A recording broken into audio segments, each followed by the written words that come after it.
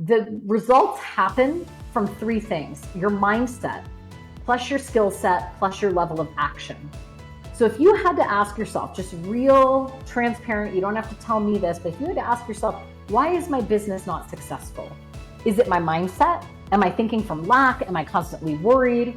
Is it my skill set, meaning I haven't really developed the skills needed to be a great coach? Is it my action taking? If I look back over the last year, how much bold, massive action have I taken toward my business? And you will know immediately which one it is. And I truly believe that that move right there is part of why I never had money struggles again. The reason I think it's so important for you, coach, to repattern and to be willing to use some of these tools to shift your money blocks is don't ask your clients to do something you're not willing to do. So if you're wanting to help them expand, you got to be willing to expand. So use this process to shift your money blocks.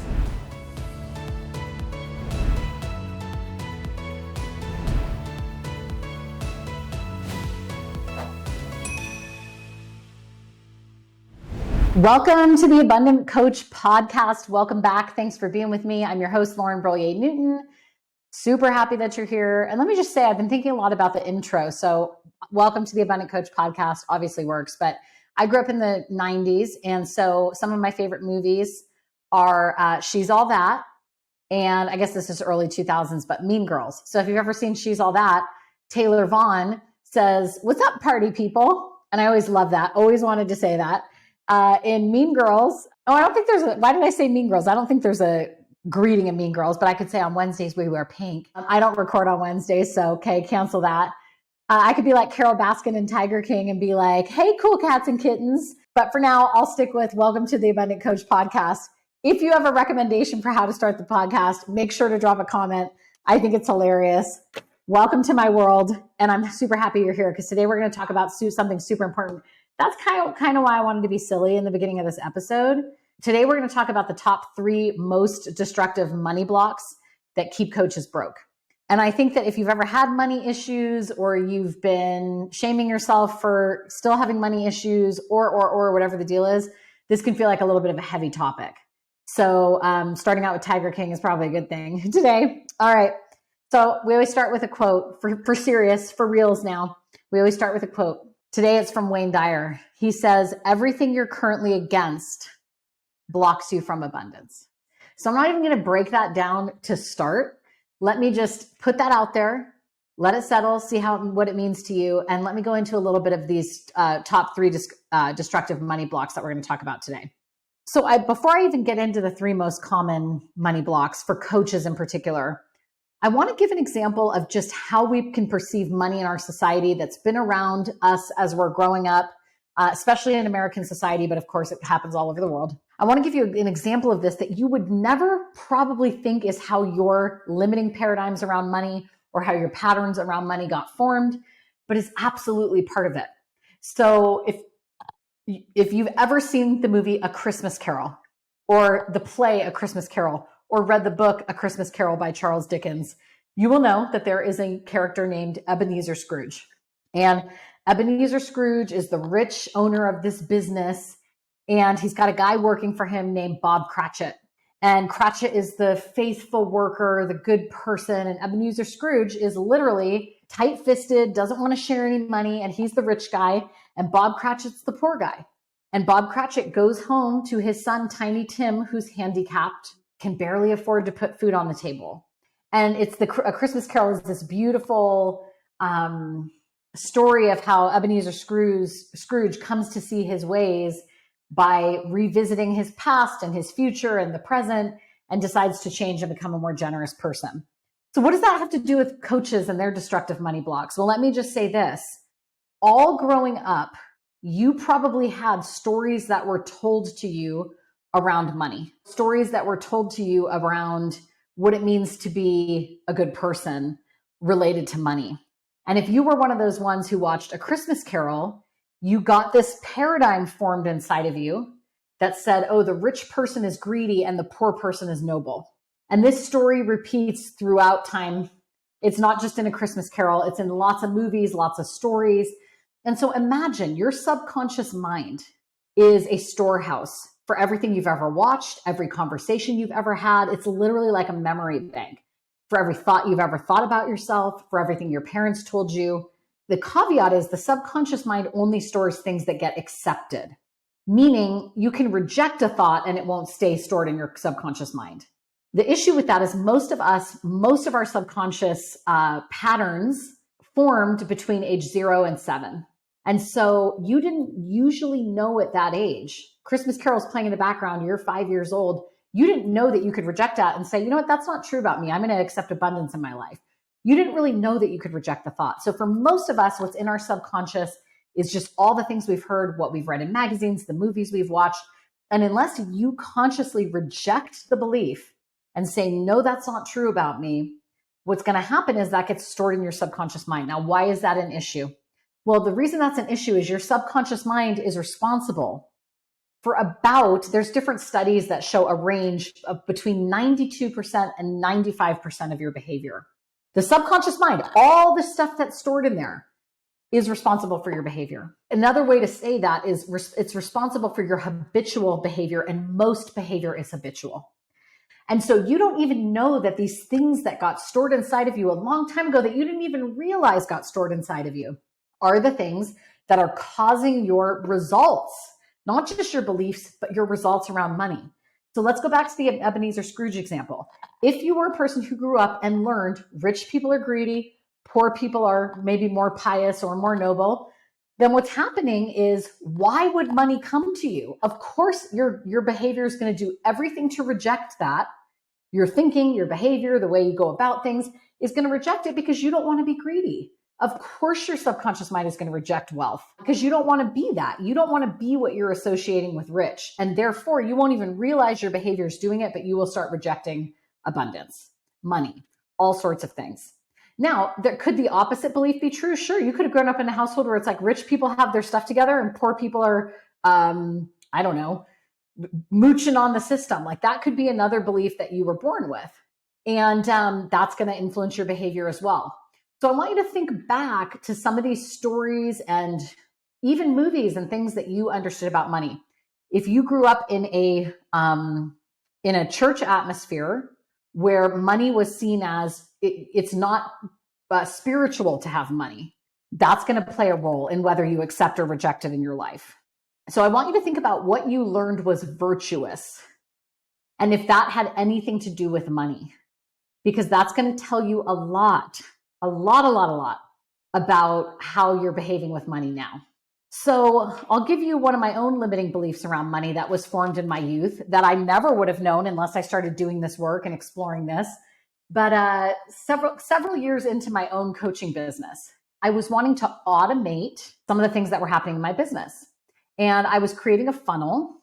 If you don't know what a funnel is basically a way to get people from just knowing about you and being kind of interested in the work you do all the way down to becoming a client. And so I had this funnel, and at the top of the funnel, usually I gave a freebie, but I hired a marketing company and they were like, okay, at the top of the funnel, let's actually sell a book that I wrote because of this marketing funnel. So let's sell this book. And it was $7.99. Great book, super proud of it, happy I wrote it, all that good stuff. So when I was being asked to automate, grow beyond what I had known of myself before, right? Because I was a coach who did everything myself and, worked really hard and stuff. And now I'm hiring this company who's going to automate things for me. That was a stretch for me. That was on my green growing edges. And so when you're doing something new where you're asking yourself to be more than you've been before, this is usually when these limiting beliefs will bubble up. So this bubbles up for me, some limiting belief around money or worthiness or value. So this marketing team's automating my funnel and people are buying this book. I might have 5-10 book sales a day for $7.99. I got this icky, awful guilt, shame sort of feeling rise up in me. I was like, what is it? And what the limiting belief was saying to me, it's not okay for you to make money when you're not sitting at your desk. It's not okay for you. I was in a point in my business where I could take an hour or two in the middle of the day and go out horseback riding. I live in rural Wyoming. I have a horse. I could just go out horseback riding in the middle of the day. So I'd be out horseback riding and I would hear this voice that said, it is so not okay that you're making money on your book and you're not sitting at your desk. you might be laughing at me, but I guarantee, my friend, that you have some sort of weird self-limiting belief going on as well. It is funny. It is funny when you think about it, because you're like, every author at Barnes and Noble or on Amazon might not be sitting at their desk while their book is selling. Like, it's actually silly, but it felt so visceral and so real to me that I was somehow wrong because I wasn't sitting at my desk working. I don't believe in digging super deep and like, why am I feeling this way and this and that? I just want to transform. I mean, let me back up and say, yes, is it powerful to see where these things come from? Certainly it is. It can be helpful because then you can go after the exact limiting belief and where it came from and change it. Sometimes you don't have to know where it comes from. Sometimes you won't know where it comes from, and you're just going to want to go ahead and move the energy anyway. But when I heard this, I was like, oh, this is so interesting, because I have gotten myself into a limiting belief that if I'm not sitting at my desk, I'm somehow not valuable. And so I had to work myself through, are the words on the page themselves that you wrote not valuable? Because that's what people are paying for. They're not paying you for a one-to-one session. They're paying for the book, for the words you wrote. Are those valuable? Oh yeah, I guess those are valuable, right? So I'm undoing the belief that if Lauren's not sitting at her desk, there's no value. She doesn't deserve to be compensated for that. So then I kind of am able to shift what we call that limiting paradigm, right? It's the worldview. I'm able to shift it. And then I hear a next one. And this is really, really like, I hope you'll laugh with me now, but it felt, like I said, so visceral, so icky. I hear this voice that says, it's not okay for you to make this much money selling something spiritual. Because as a life coach, I was a very spiritual life coach. It's not okay for you to make money doing something spiritual. And I was like, oh, let's get curious about that. Where does that belief come from? Whose voice is that? And I'm immediately transported back to Catholic church as a young person. And my mom liked going to church. She was raised Catholic. My dad did not like going to church. He had a not great church experience growing up. So he wanted to be as far away from possible from a church as he could be. And he used to say about the Catholic priests that, jokingly, I think as a coping mechanism for being in church and like previously being sort of traumatized by church when he was a youngster, he would say when the collection plate would come around, he would say, oh yeah, you know what the priests do when they get in the back? They skim off the top of that and buy their whiskey with it. And he would laugh. And I would laugh because I thought it was funny as a young person, you know, like as a young teenager. And so all of a sudden I realized that my visceral reaction to automating some of my services, so my programs and my books could be sold in an automated way, so I didn't always have to be sitting at my computer, was that it was bringing up this thing that got stored in my mind, that this person who's supposed to be spiritual, this priest, might be skimming off the top of the collection bin to go buy his whiskey with. It's interesting, isn't it? How the mind will hold on to something here. I'm not a priest. I'm a coach. This is a for-profit. I never said it wasn't, you know, like, but the mind will make these connections to keep us performing at the level of that which is stored in our subconscious mind. And we have to consciously reject whatever that voice is if we want to have a different result. If we don't want to be a broke coach and we don't want to have these money blocks, we have to consciously say, I'm doing something different. The founder of Brave Thinking Institute, Mary Morrissey, she will say, when you hear that voice come up, go after it. Like, don't just let it fester there. So I went after that. I was like, no. First of all, do we even know that those poor priests were skimming off the collection bin and buying whiskey? No, it was a joke, but it was taken seriously. My subconscious mind imprinted on that. And now it's trying to use it against me. So I stay performing at the same results, and I'm going to go after that. And I'm going to change my belief around that. I am going to say it is okay for Lauren to generate money doing something she believes in. And I believe that these programs and books have value whether I'm sitting at my desk or not. And I might say that once and it kind of clears up, but more often you're going to have to say that 100 or even 1,000 times to create those new neural pathways in your brain. I hope you're resonating with this. Your beliefs might not be as weird or the same as mine, but there are beliefs in there, or else you would be having the exact income you want. Because the deal is we perform at the exact level that our own subconscious thermostat is set at. So this episode is all about helping you move beyond whatever your set point is. And here's the deal. Even if you're making $500,000 a year, ask yourself how long you've been making $500,000 a year. Because if you've been at a $500,000 for 4 or 5 years, you've got a set point. There is something holding you back from being a $600,000 person or $1 million person. And I promise you it's not your circumstances. It's things like this that bubble up as we're trying to grow. So let's talk about the 3 most destructive money blocks that keep coaches broke. The first one that I see is the hourly wage versus the value. So common money block number 1 is hourly wage. We could hourly wage. No, hourly wage versus value. So many of you, I know for me, when I was a kid, talk about things getting in your subconscious mind. I worked at a bakery. Now, this is a long time ago, and this bakery obviously was like way ahead of its time because I started at $14 an hour. And this is in we'll say probably the year 2000 or 2001.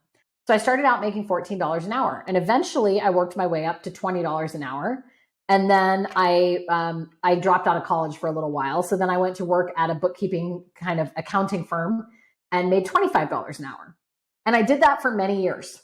And so for many of you, if you've ever worked an hourly wage job and you worked it for long enough as a teenager or maybe into your 20s, maybe you still work an hourly job, you've got this idea in your mind that your worth is trade 1 hour for $1 or trade 1 hour for $25 or whatever your worth is. So even if you're a lawyer and you're making $375 or $400 an hour, you've got a number tied to an hour.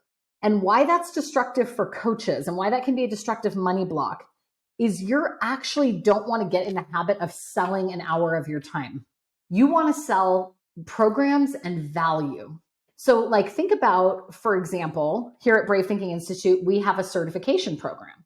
And our certification programs vary in pricing and everything. But if we're teaching you how to build what can easily, if you follow the structure, become a multiple 6-figure business, what's the value of that? If you started a franchise business, you would spend at least $250,000 to open that franchise.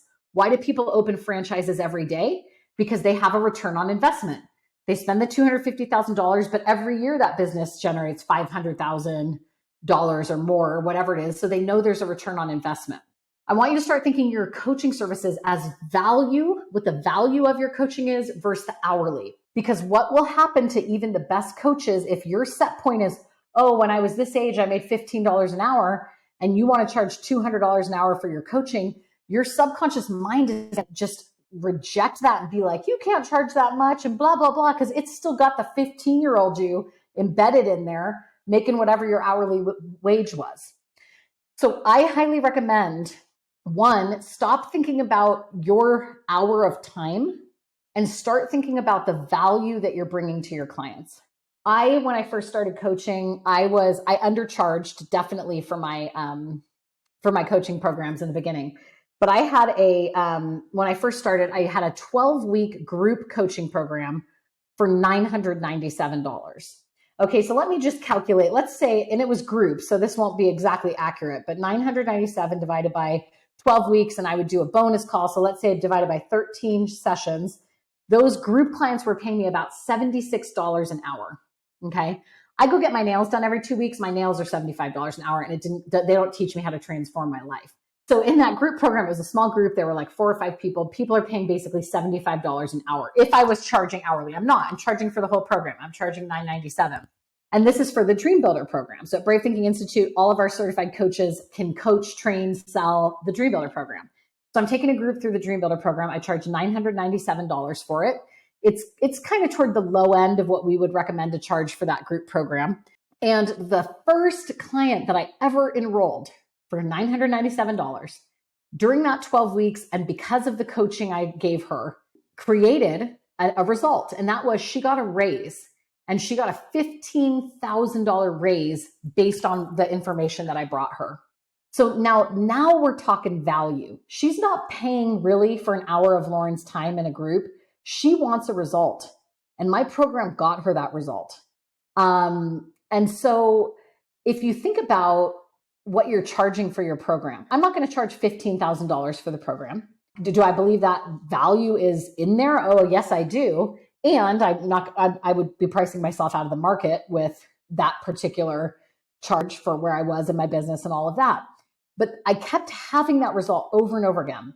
People having these great, great tangible and intangible results with the Dream Builder program. And so when I was charging $997, it was fine, but I was like, oh, there's so much more value in what I'm actually bringing these clients. The value of the application of this to their life is huge.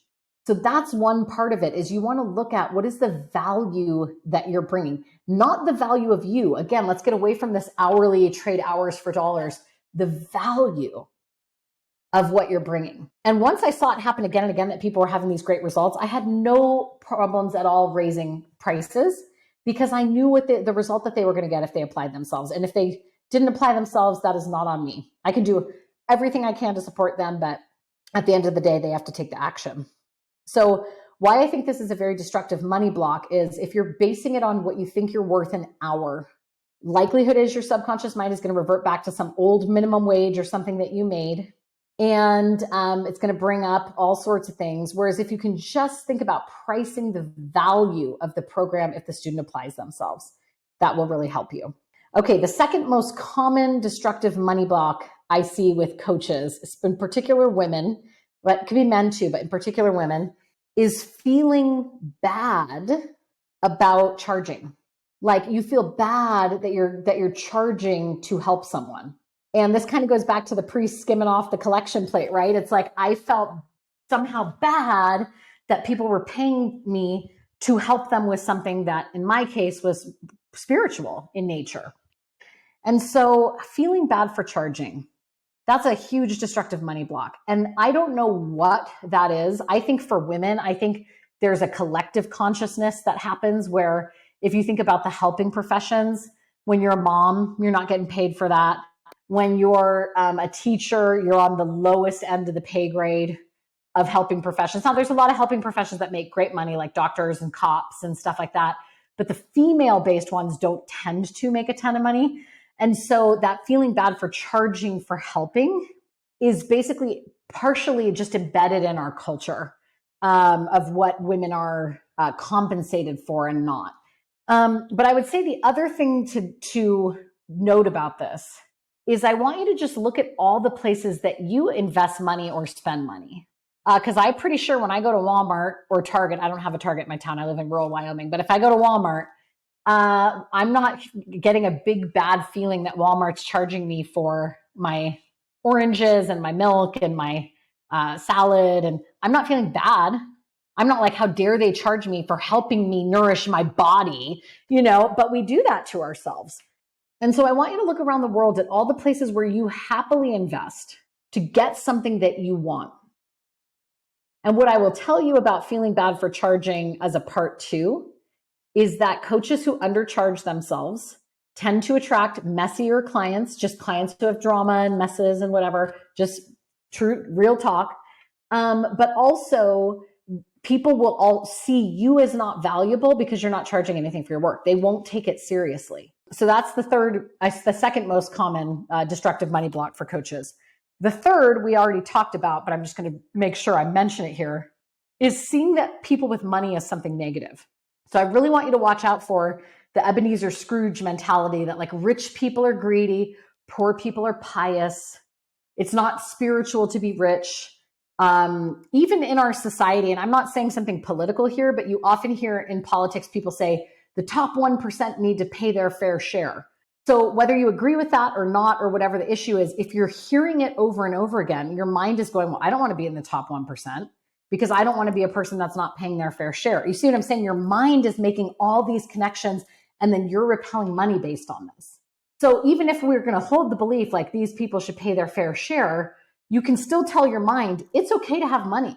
And when I do, I will pay. Like whatever it is, you want to associate it with positivity and not, I don't want to be that. Okay. So this is very important for us to notice. So how do we shift it? How do we shift all three of these beliefs and anything else that's coming up around money? The first is you want to acknowledge that it's a pattern. It's not truth with a capital T. How do I know it's not truth with a capital T? So let's just take rich people are greedy. If there is one rich person on the planet who is not greedy, then the statement rich people are greedy is a false statement because there's one person who's not. So acknowledging this is a pattern that I learned and it's not truth with a capital T is going to help you to transform it. So you pick the thing, you notice the thing is not truth, and you decide to pick, if you have a lot of money paradigms coming up until now, pick the one that's most pervasive. Like, it's not okay for me to charge for my services. Pick the one that's most pervasive and then create an affirmation to flip the script on that story. And like I said, you might have to say that affirmation 1,000 times. One more story with you that'll help you with the affirmation, the actual application of this. When I was very first certified as a coach, and I was in a ton of debt, and I made this commitment to be a coach, and I invested in myself and got the highest levels of certification. I was also going through divorce at the same time. And around this time, my husband and I, my soon-to-be ex-husband and I, decided that he was going to buy me out of the house that we lived in. Now, I really not a great idea of how much money that would be or how much I would receive. But it turns out, because we were living in California and we had invested in this house and a series of events and whatever, that I was going to receive a check for $100,000. Now, you think for a broke person living in their parents' basement, I would be ecstatic around this money that was about to come in at some point. But I actually was not. I was, of course, there was a part of me that was like, yay, oh my gosh, I can pay off my debts. By the way, it's not like I had a lot left over. I basically just paid off my debt. But yay, I can pay off my debts. But instead of feeling excited, I was feeling all this guilt and shame. Again, notice what's coming up from the subconscious around money when you're on your green growing edges. What fear was saying to me is, Lauren, you suck at money. You always waste it. You're terrible with money. You're just gonna blow this like you've blown every other chance you've had in your life. That's what fear and the voice of dissuasion was saying to me. So I noticed that because I was already certified as a coach at this point. I was in this work. I knew some tools.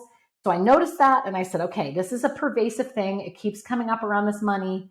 I'm going to shift it. And so I made the best affirmation that I knew how to make at the time. Now, if I was more evolved, I would have made an even better affirmation, but I did the best I could at the time and it worked. The affirmation that I said over and over again was, Lauren, this is just the tip of the iceberg of the wealth you will create in your life. In other words, I was helping my mind not see this as a big deal, like, oh, you're going to blow it and you suck at money. This is just the tip of the iceberg of the level of wealth you're going to create in your life. I said that affirmation 100, 200, 5,000 times a day if I needed to. And I truly believe that move right there is part of why I never had money struggles again. Because I looked it square in the face. I decided that was not who I was. I was rigorous with myself. I said it 1,000 times. And I never had a problem. It was just the tip of the iceberg of the wealth I was going to create. But it's because I said so, right? Something new got in my subconscious. The reason I think it's so important for you, coach, to repattern and to be willing to use some of these tools to shift your money blocks is don't ask your clients to do something you're not willing to do. So if you're wanting to help them expand, you got to be willing to expand. So use this process to shift your money blocks. Okay. I always do a segment called Coached, where a very common question comes up, and I coach you through it. So the question that came up about this particular topic of these destructive money blocks that keep coaches broke is this: multiple clients, but I'm just going to share what one client shared, is that I keep investing in my business and my business is not yet successful. So I believe that investing in my business is now helping the paradigm thrive, that I can't be successful and I suck at money. All right. So let me answer this one. I think if I had to guess now, without you being here with me and me being able to coach you through it, I'm just throwing spaghetti at the wall here, but try this on and see if it fits for you. The story that you keep putting money in your business and it's not working came before you putting money in your business and it's not working. In other words, we want to shift that story, because first of all, even the fact that you're saying it's not working, I know at the level of fact it's not. I don't want you to think like, oh, now Lauren's just being super woo-woo, but this story, I would guess, and you can let me know if this is true, came long before you were investing money in your coaching business. So I want you to go back to all the investments you've made, and I want you to tell a very different story about the investments. I want you to tell the story that this investment has been deposited, this is from Emerson, I didn't make this up, has been deposited in the bank of the universe and is returning to you with interest. that every investment you've made has taught you more about who you are and the business you're wanting to have. And every time this investment comes to your mind, rather than it's not working, it's feeding the paradigm, I want you to say it is working. And here's my proof of that. I'm growing. I'm still committed to my business. I know it's turning to me tenfold now. It's coming back to me with interest. And I want that to be your story. The results happen from three things: your mindset, plus your skill set, plus your level of action. So if you had to ask yourself, just real transparent, you don't have to tell me this, but if you had to ask yourself, why is my business not successful? Is it my mindset? Am I thinking from lack? Am I constantly worried? Is it my skill set, meaning I haven't really developed the skills needed to be a great coach? Is it my action taking? If I look back over the last year, how much bold, massive action have I taken toward my business? And you will know immediately which one it is. So between the affirmation that all of these investments are paying off and turning up the volume on wherever you're feeling lacking in your business, whether it's mindset, your skill set, or your ability to take massive action, turn up the volume on it. And between that and the affirmation combined, you'll see way more success happening in your business. All right, folks, let's go back to our quote of the day. Everything you're currently against blocks you from abundance. Whatever you resist persists. So if you're the person who came to this podcast thinking rich people are greedy, even if you don't really believe that on the surface, if it's still living behind you, whatever you're against is what's blocking your abundance. So let's do something different. Let's shift it. It's been my pleasure being with you today. Make sure you like and subscribe, and I will see you on the next episode.